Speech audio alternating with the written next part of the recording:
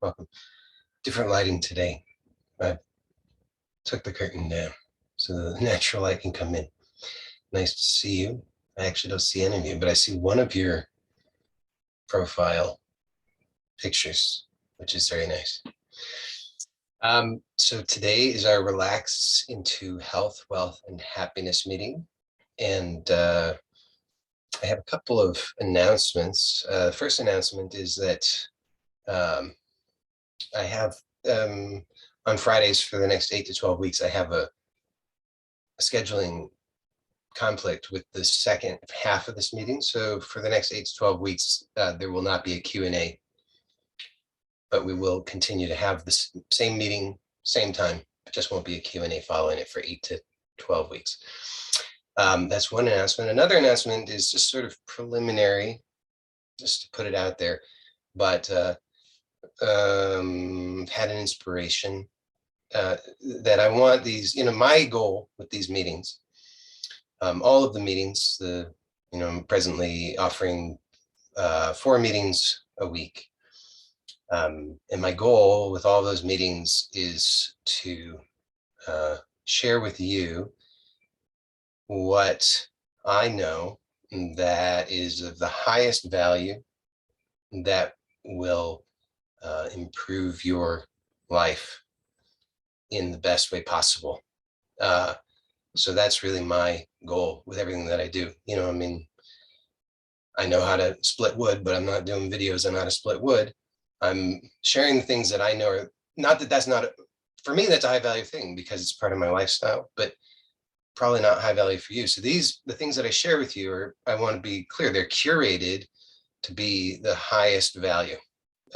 So that, and many of these things, they're coming from, in my estimation, very high authorities, the sources of this knowledge. So I think it's excellent. That's why I share it. And I know it's life-changing because I experience the benefits of all the things that I share. So I'm always aspiring to improve upon the quality of what it is that I'm sharing in all respects. And I come to see there's a kind of Mondays, presently it's been Mondays and Fridays, but I'm proposing that might change. Mondays have been, and I propose will continue to be, for now, self-inquiry meetings, more or less. They're the Relax into Health, Wealth, and Happiness meetings. Sorry if I gave that away. The Tuesday meetings are somatics meetings. I invite everybody to participate because they're very wonderful. They will help in so many ways that you could imagine and couldn't imagine. Putting that out there because I know some people are kind of hesitant about it. They're not sure, but try it. I think you might like it. Wednesdays it's just it's not a public meeting, but that's a meeting that is looking at, it's a deeper look at how to, some specific techniques for self-mastery that are at least presently, and that may change, but up to now, I felt like in order for me to really share that, it needed to be with a smaller group of people so that I could really offer the level of support individually for people to really get the maximum benefits from that. And Fridays, I'm proposing a new thing. And I think this will be the kind of thing that will also end up not being a public meeting. So it'll be, you would need to select to, elect to participate, apply. And, but it's, there's another missing piece that I see that for many people, because I'm always interested in,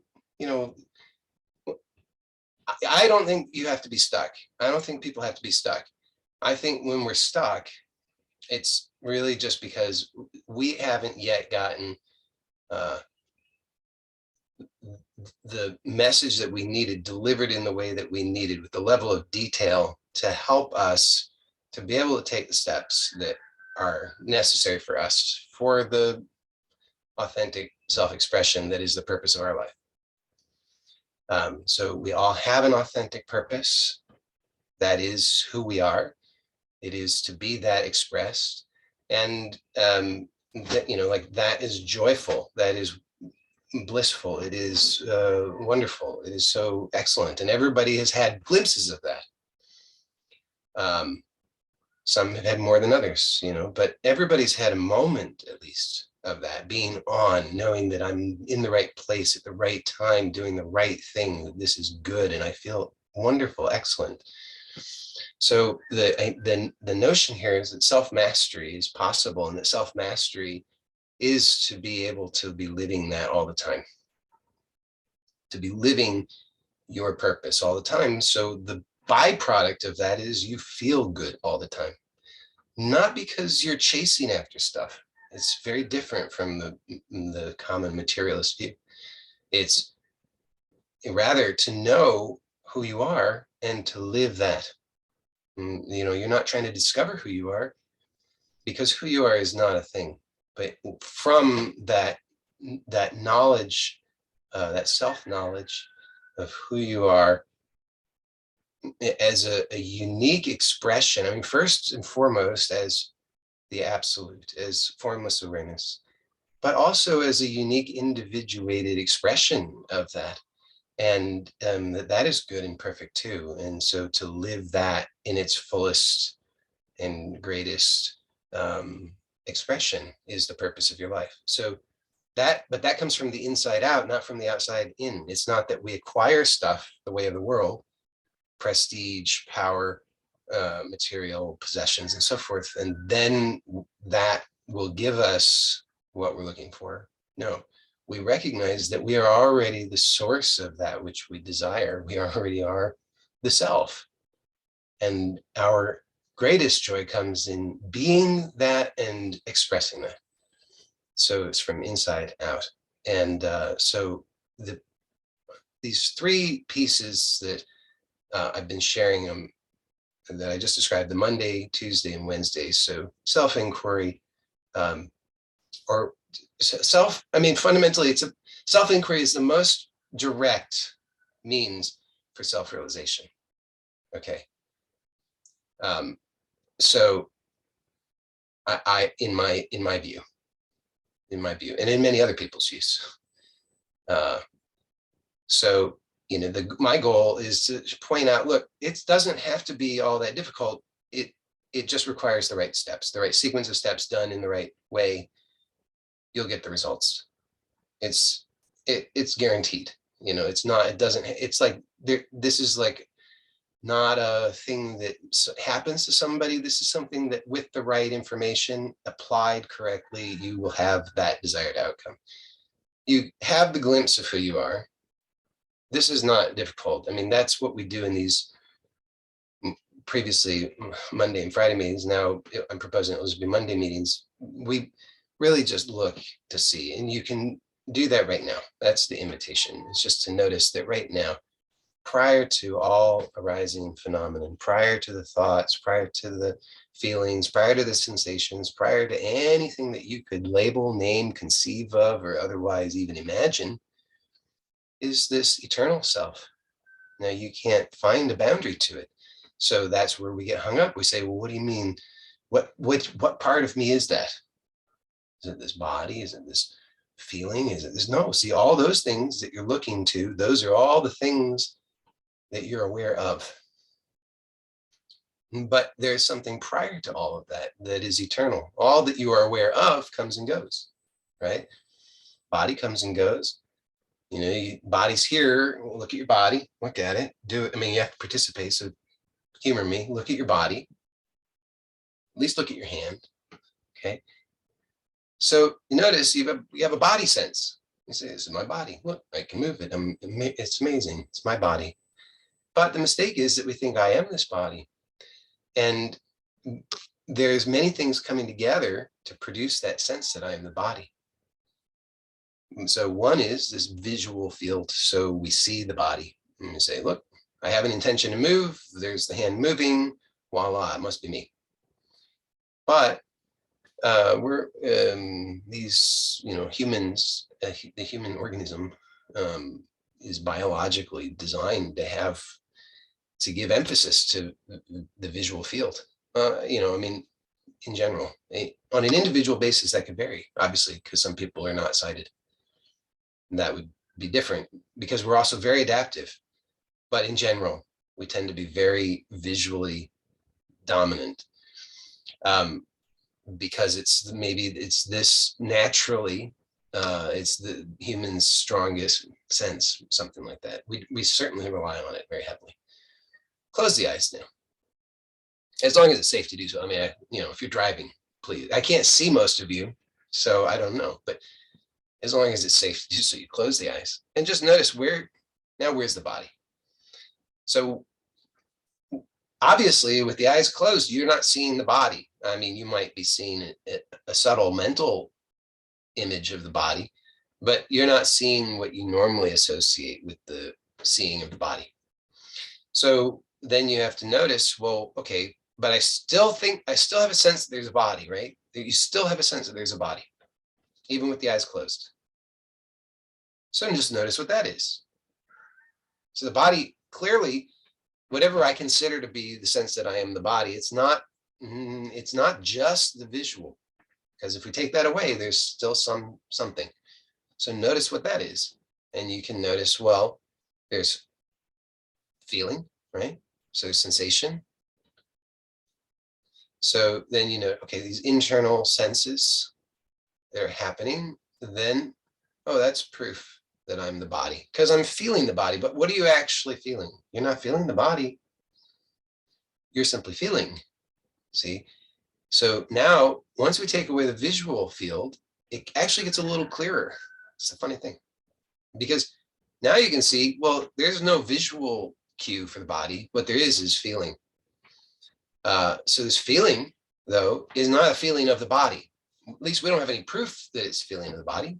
It's actually just feeling. It's now, hold on, you say, well, it still seems like I'm the body. Yes, so there's still something else. You have thoughts. So thoughts tell you that, but I know I am a body. Why? Because I'm used to it. I'm used to thinking I'm a body, I'm a body, I'm a body.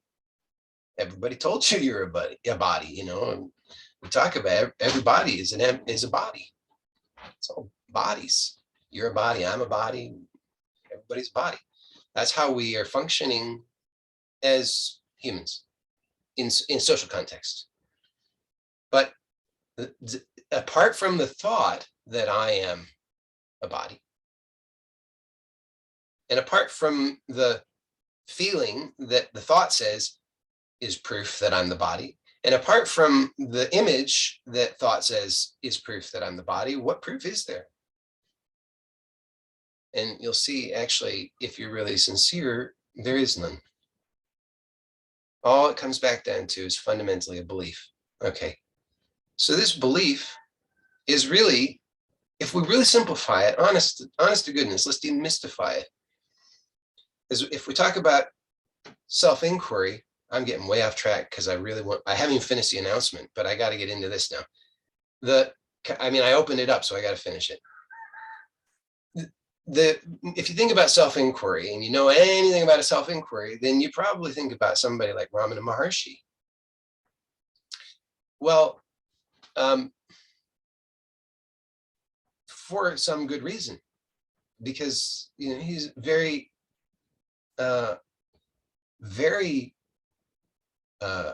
clear master of self-inquiry. I can't begin to rival his mastery. Think about that. If you know anything about Ramana, if you don't know anything about Ramana, I don't know, maybe it very is worth finding out about.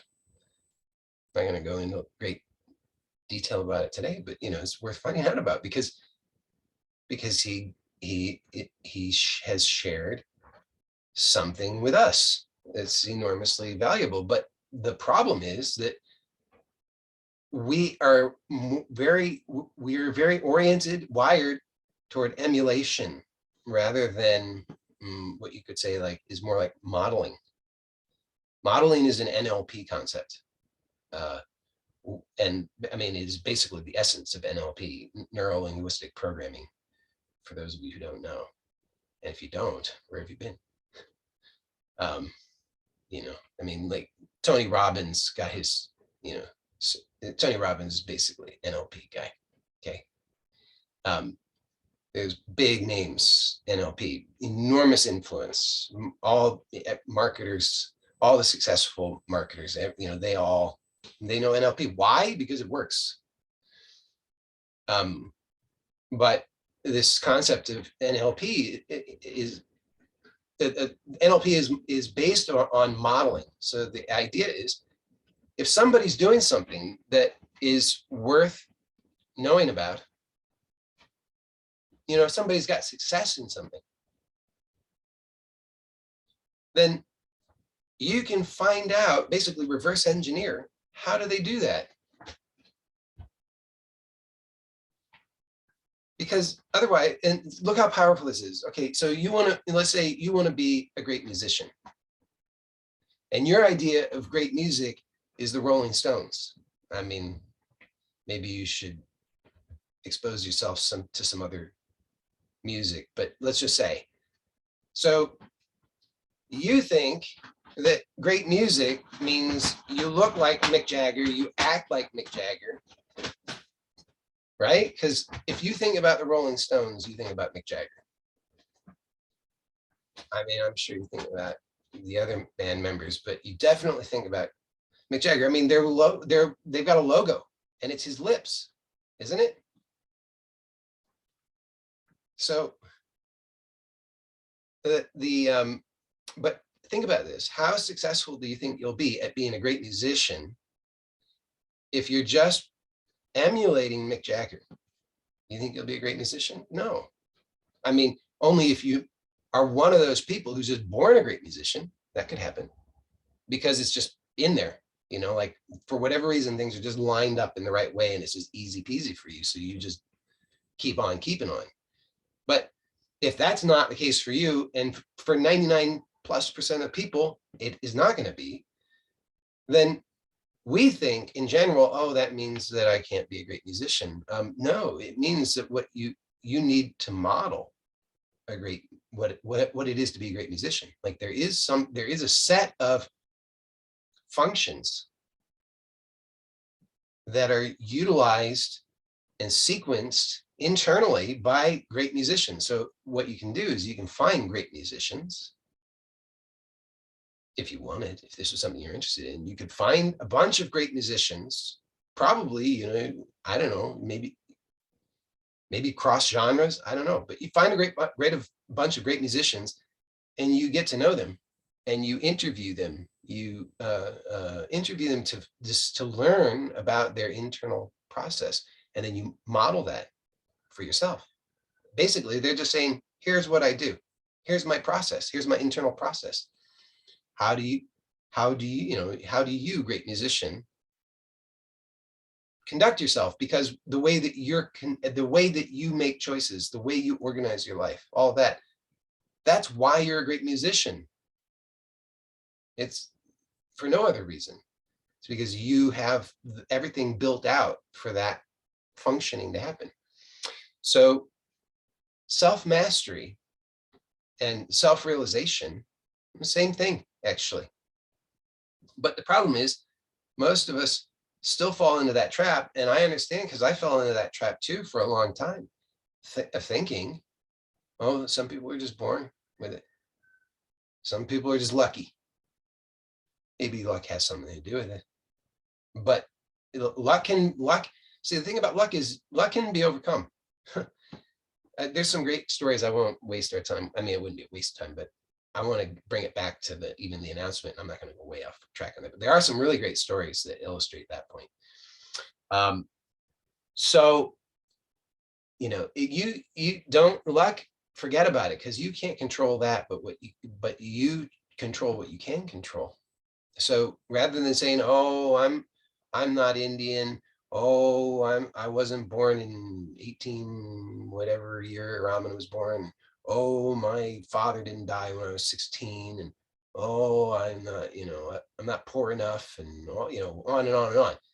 You make all the excuses for why you can't. And then Raman is way up here, and you don't have any way, you don't know how to approach.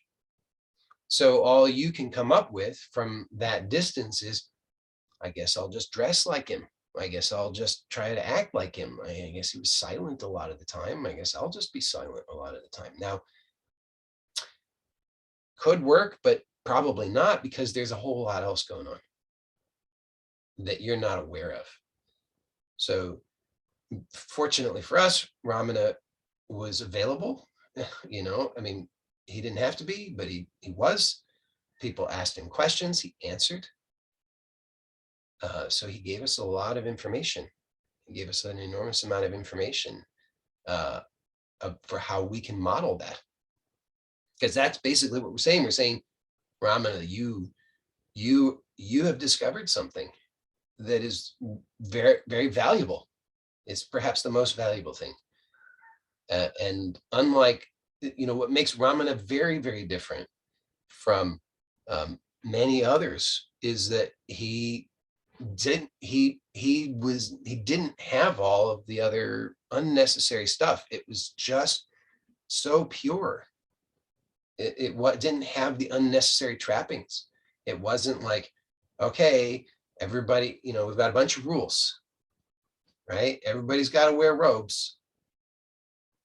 Everybody's got to shave their heads. Only men.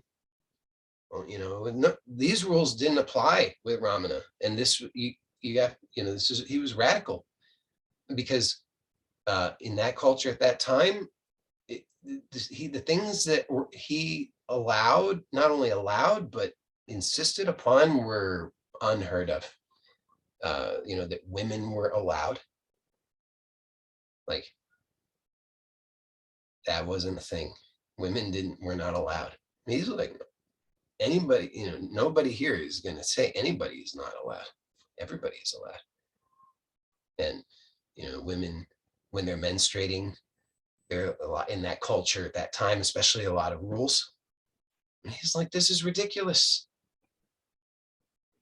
This is ridiculous. This is who you are is not dependent upon any of these conditions.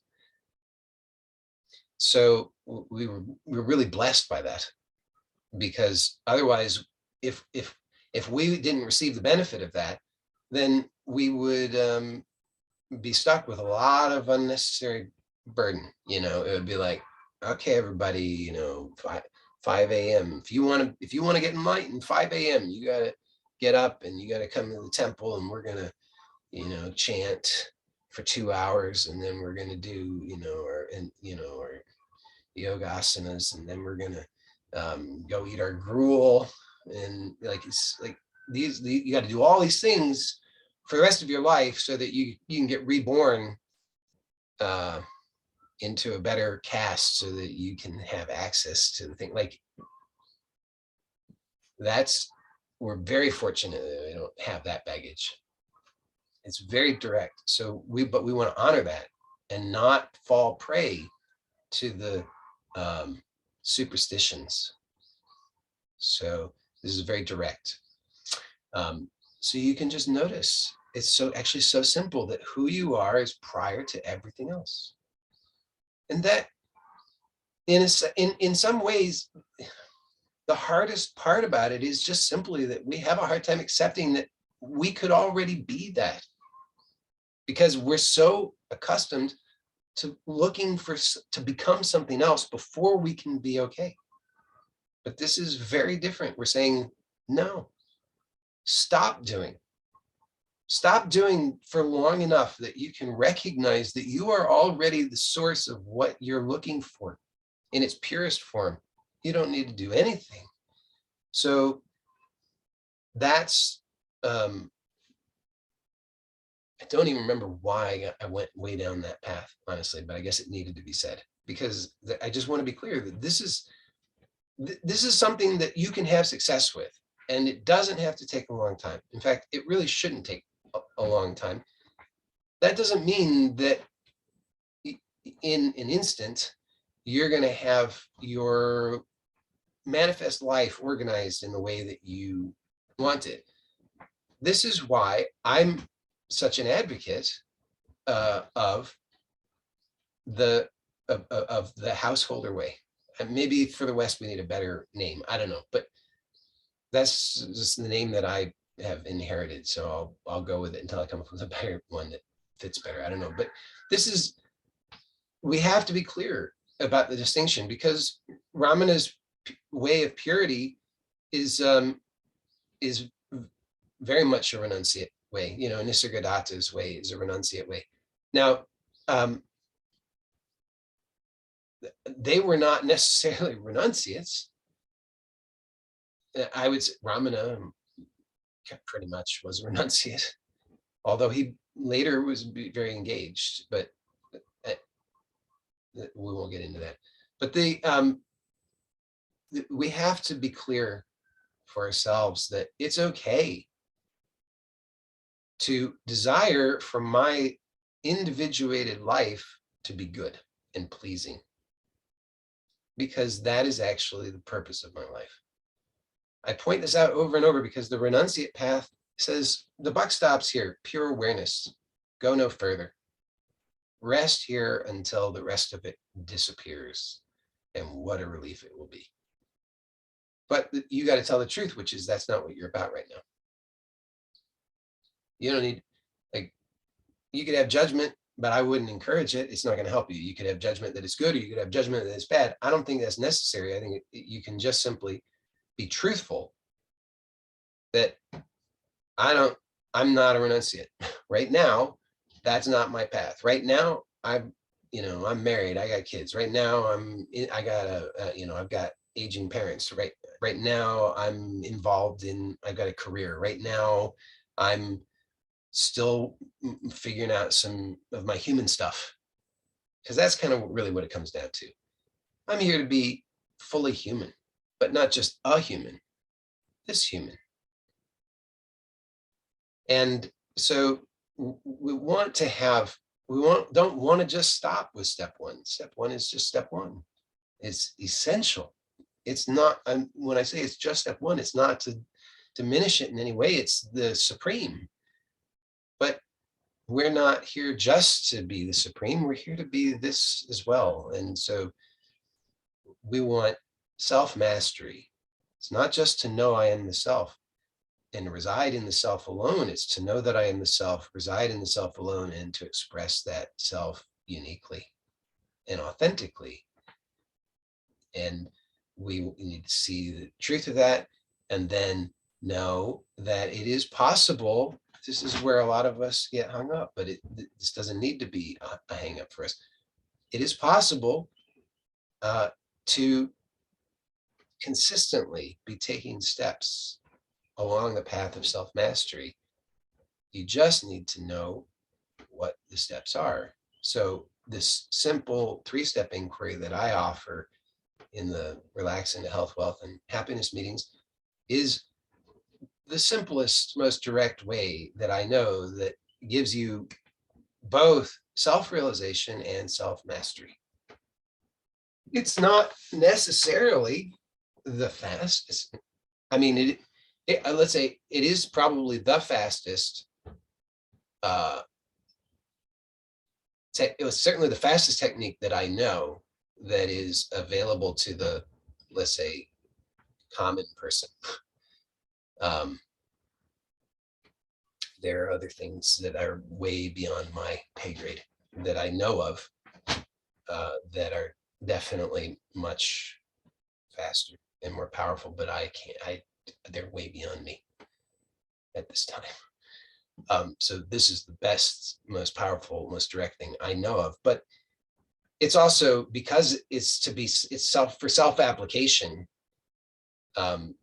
It's got a lot of safety mechanisms built into it so that you can't really hurt yourself.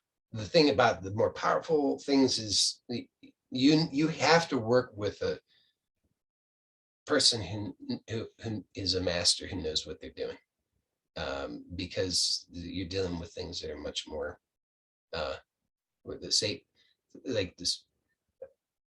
safety things have been removed. it's not, you know, it could go in a weird direction if you don't have guidance. So the problem is, and this is really back to the announcement, these are all powerful things: self-inquiry, somatics, and the techniques that I have been sharing with people in the Wednesday group. These are all very powerful. And for those who are in the Wednesday group, to some degree, I've also introduced a kind of plan and a little bit of a process. But this is the piece that I think, long story short, I think this is the piece that's missing, is to have a plan and a process to ensure success with the plan. And what I mean is this. So you could, you know, the internet is littered with techniques, right? I mean, you could be learning a new technique forever. You go to YouTube, get in some algorithm, and you'll just be fed. Here's this breathing technique. Don't do that breathing technique until you watch this video, because, you know, and you're, oh no, I was doing that one. I'll watch that one. And then, you know, but on and on. And it's all, you know, do this breathing, do that breathing, do this affirmation, you know, hold your breath in that way, stand on your head, do, you know, write, you know, here's a cheat sheet for this, and then, you know, eat these things and don't eat the, you know, I mean, golly, this just goes on and on and on and on. And that's not going to help you. In fact, it will just overwhelm you, which is why I say that I got distracted by the message that came across there, so I lost that. But oh, that's why I curate, because you know, I know that, like, you can just throwing techniques at people. I've done some of that. I've been guilty of some of that. They're all things that I know that work, but throwing, just keep, you know, I've gotten to a point where I'm kind of really refining it. You know, these are the things, because I want you to have success. And I know just having techniques in and of itself doesn't ensure success, even if you have very good techniques. Because there's a big missing piece, which is what's going to ensure that you're going to follow through on that, and that you're going to not fall back into your old patterns. Because as I talked about it in the Wednesday meeting, it's not proprietary, so I can, you know, share it here too. It's pretty obvious that our lives consist of rhythms. So maybe I said it in a different meeting, I don't know, but our lives consist of rhythms, habits, and there's just a whole orchestra of habits going on. So when we are feeling stuck, what's actually happening, whatever it is, you have to understand, whether you're saying, whether it's your, you know, career, relationship, money, health, pain, creative, this, whatever, anything. If you're feeling stuck, what's actually going on is that you're currently identified at the level of your conditioning. So you can't see, because you're at that level, you can't see beyond it.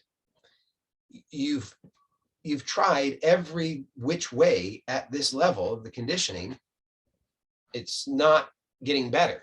It's not going to get better. It can't get better because it's all at this level, which, as I often say, is all you can do is rearrange the furniture. Same furniture, same house, same rooms, you're just rearranging it. So that's why higher level consciousness is so powerful, because it will help you to see what you're doing that's giving you those results.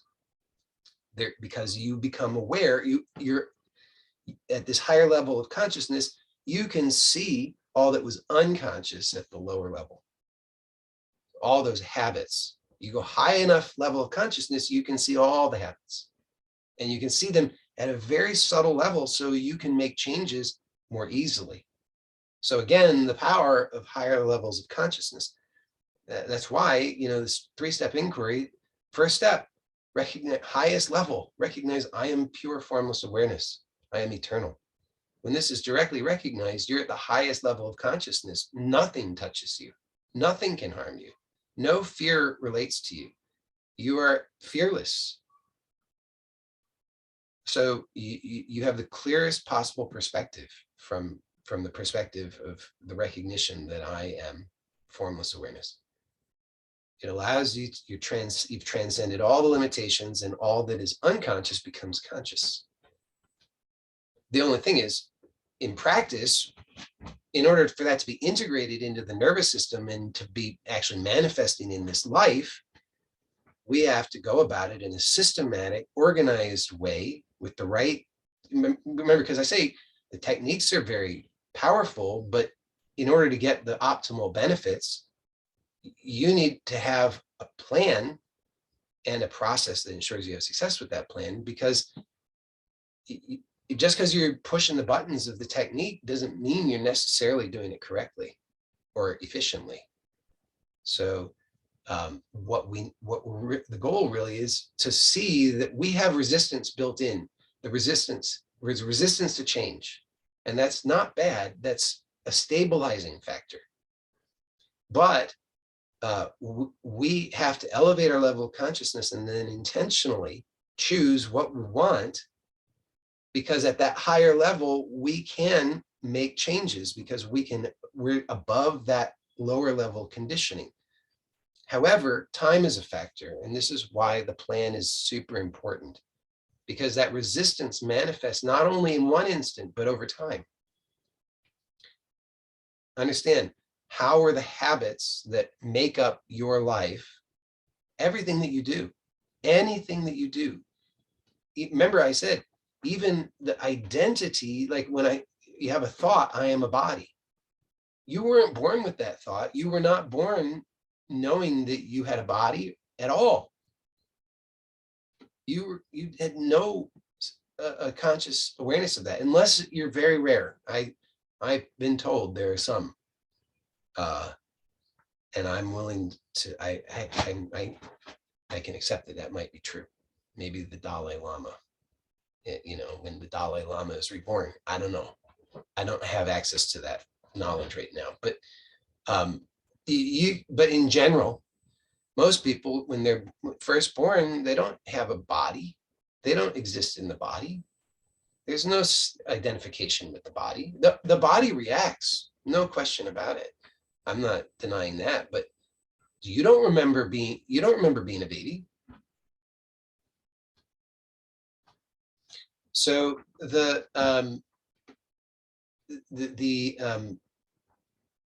what we really want is, well, the point of that is to see that that the belief that I'm a body is something that happens by repetition. Enough repetition, and it slowly gets in there. And then once it catches and you accept it, you're like, maybe I am a body. What do you know? Look at that. Now you have a bias, and everything that happens is going to be proof to you of your bias. So you say, it's just plainly obvious that I'm a body. No, it's not. You think that it's obvious because the bias exists that causes you to interpret the information in support of what you already believe. But that's a habit. Now, that habit, so fundamentally, let's see where can self-inquiry go? Self-inquiry is starting at the lower level of consciousness. And bit by bit, it's showing us, I'm not this, I'm not that, I'm not this, I'm not that, I am, oh. And then we're like, I'm not sure, hold on, maybe I'm this. And we're like, oh, I'm not that, I'm not that, I'm not that. And we go, oh, wow, that's amazing. So we repeat that enough times, and the habits start to go away. The habits that we recognize are not true and not serving us. From the highest level, pure consciousness, nothing is true, right? That nothing is true. because all of that is relative. The only thing that's true is that which is not a thing from the level of pure consciousness, from pure awareness. So nothing touches pure awareness, because at that, in terms of true or not true. That's why when you're at that level, you can see nothing's true. None of it touches me. It's all my creation. It's all my imagination. So, but we repeat that and we keep going. And so we're kind of clearing it out. We're refining it. Now, what's the value of that? We're lighter. We're more efficient. We don't work so hard against ourselves. So very powerful, very, very, very powerful. And that's basically, if you start to see how that's working, it doesn't have to be mysterious. I'm sure there are many other things going on that I don't understand, but at this level, it's obviously true and valuable for us to recognize that, oh, holy cow, it's not all that mysterious. I can understand this and I can do it. And I can expect benefits and I can watch for those benefits and I can prove it to myself. And as I do that, it's sure enough, I get confidence that I know what I'm doing. Well, this is, for some people, that's so offensive because they say, but there's no one, there's not anyone. You're stuck then, you see? That whole business of there is no one, you're stuck. No one needs to defend no one. I mean, how absurd that, oh, there is no one. Great. So who's saying that then? Like, who's defending anything? What are you afraid of? But you see, what we're afraid of is this other thing where we feel incompetent, and that's our life. So even if you can get to this recognition that I am pure awareness, then we still have to know how to express that competently. And that's the artistry of our life, and that's where this world doesn't teach us anything. What a mess, I mean, we got a lot of work to do, I guess, to improve that. But first step is to recognize, oh, it's all been pointing me in a weird direction. It's been teaching me bad things. It's been teaching me that I'm a victim. It's been teaching me that I'm just a victim of everything. I'm a victim of my parents. I'm a victim of my genes. I'm a victim of everything.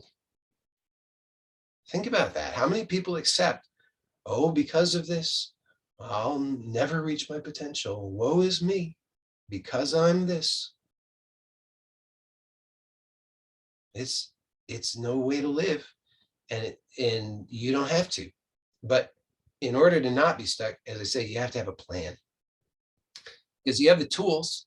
I've given very, very powerful tools. So the tools, that's the point, is the tools from Monday, Tuesday, Wednesday are very, as from my judgment, my opinion, they're the best. The best that I personally can offer. Now, I have to add in that caveat because things are always changing. But if you feel stuck, and of course you do, because in some ways we all feel stuck, the missing piece, you have the tools. Maybe there's some others that we can throw in there that might be tailored for your particular needs. I won't deny that. But you don't, by and large, you got the most powerful ones that are going to they're definitely going to get you use them in the right way. They're going to work for you. They're going to help you. They're going to make huge improvements in your life. You're going to have so much confidence. You're going to know that you're undefeatable. Nothing can harm you.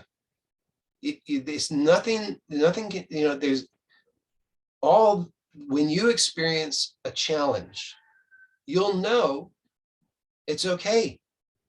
It's not, presently we've experienced things and we're like, oh, it's an obstacle. Oh, it's a roadblock. Oh, it's another one. It's another defeat. But what's possible is to be able to meet all of those things with confidence so that you actually recognize them as opportunities. All they're doing is showing you where you don't yet have this level of self-mastery yet, but here's the next step is all it's showing you. That's it.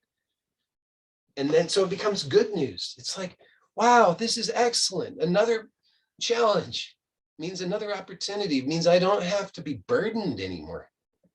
It's like, oh, thank you for showing me this. I can't believe I was blind to this for so long, this thing that I've been doing.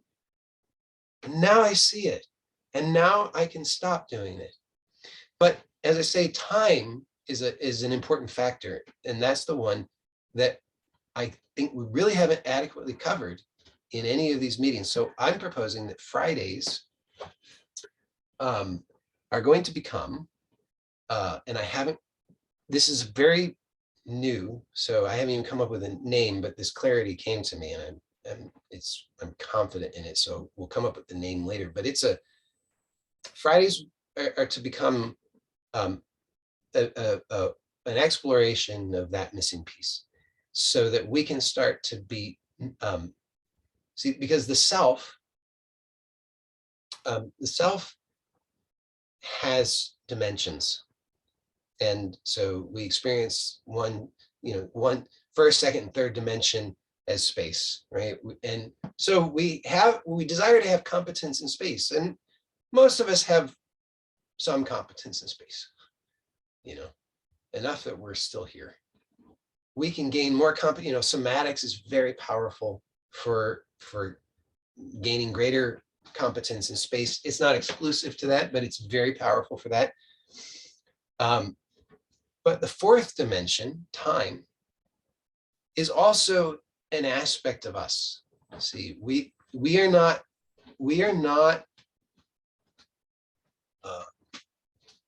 dominated by time. That we experience that, and that's our frustration. But we are actually here. Part of our self-mastery journey is to gain skill in our being masterful of time, which means that we no longer are defeated by time. We're no longer oppressed by time. We're no longer depressed by time.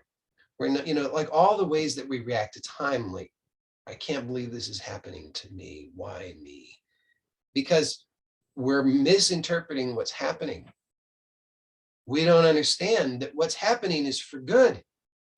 That the good result that we've been so longing for is manifesting presently, and this is part of that manifestation, but it takes place in time. And so we give up. We say, scrap this. I can't take it. I'm going back to my old ways.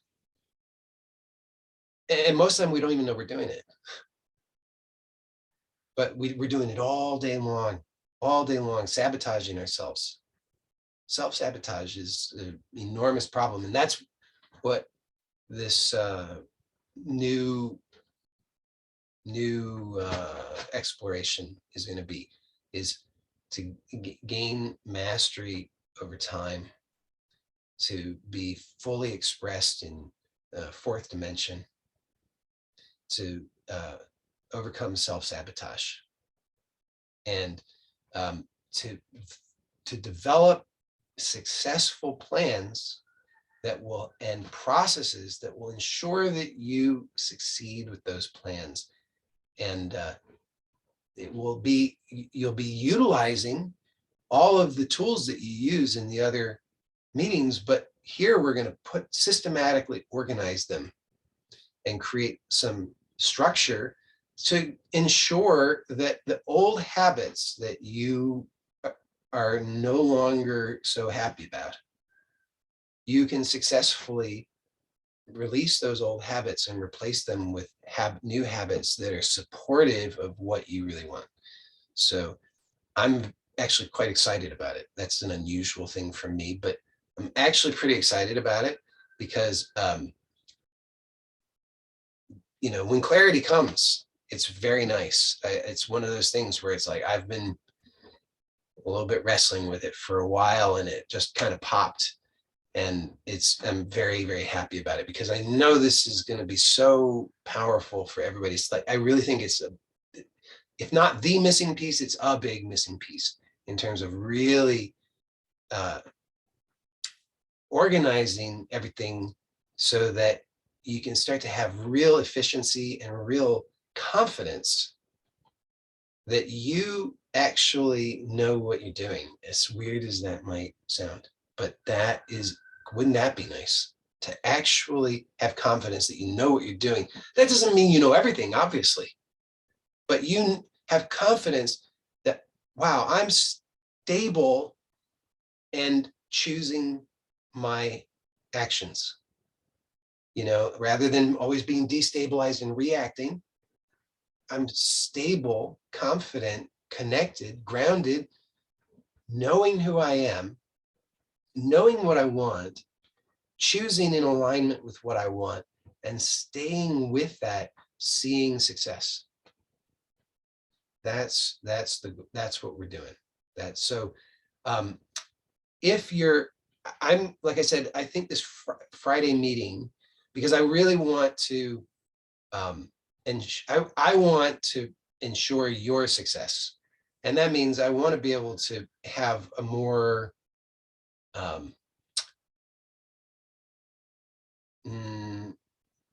want to be able to offer more of like a coaching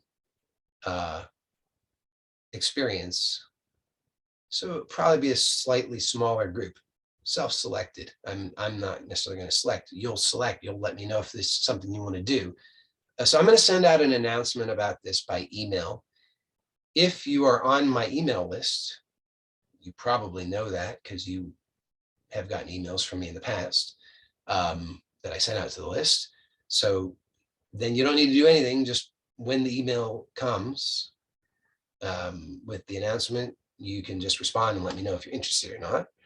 I might create a simple application process. I think that's a good idea. That seems to be very helpful, clarifying everything in the process. So I'll take a little time, do a little bit of work on creating an application process for it. I'm going to send an email, and then you can just respond, complete the application process, and then you'll be in. If